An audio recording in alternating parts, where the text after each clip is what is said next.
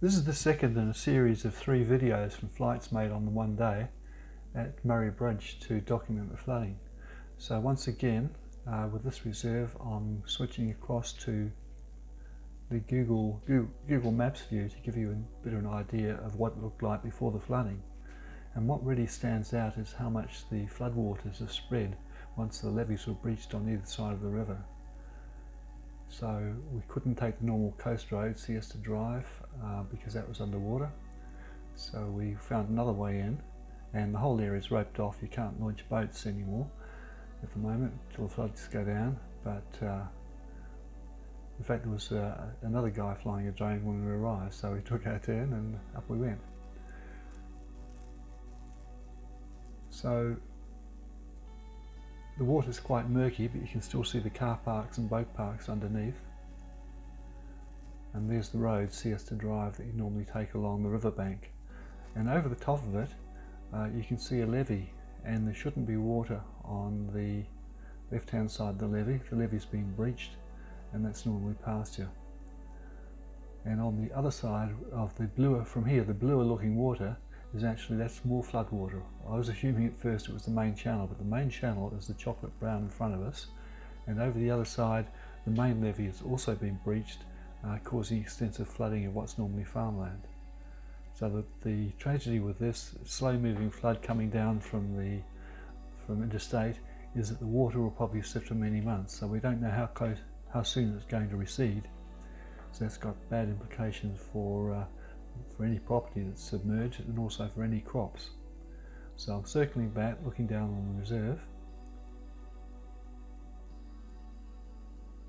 and as I say, I wouldn't have thought that was the main channel. In fact, I only worked it out and thought, well, this is crazy, that it can't be, it must be the main channel because that's what you're launching boats into.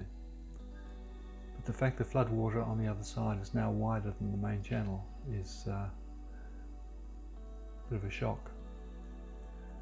Coming back down onto the reserve and having a look from outside, again being very careful to keep a close eye on it.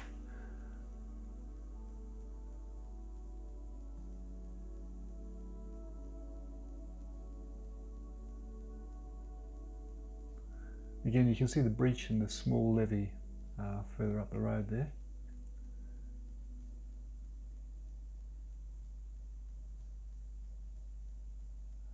So just circling around to give a view from all angles.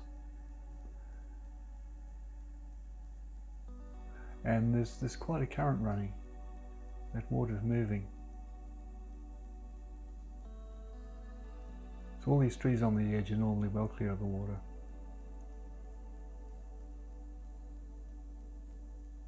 And my mate, who we take turns to act as observers for each other, he happened to notice something floating out in the channel, so I went out to have a closer look, not too close, but so there's trees drifting down, so it's very dangerous. At the moment, all water activity is banned. You're not allowed to use a boat on the river unless you've got some kind of official business purpose.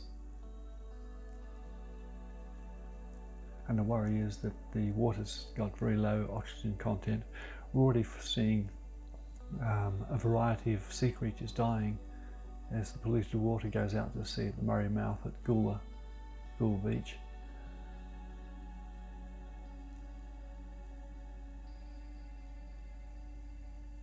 So the highest level flood was back in 1956.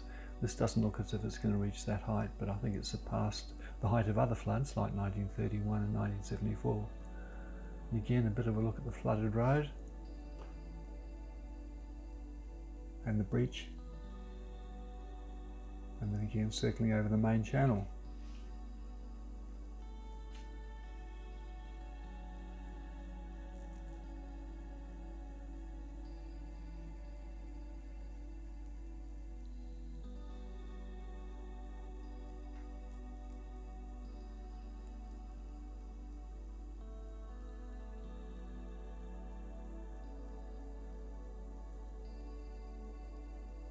So circling round to come into land, and that's about it for this location.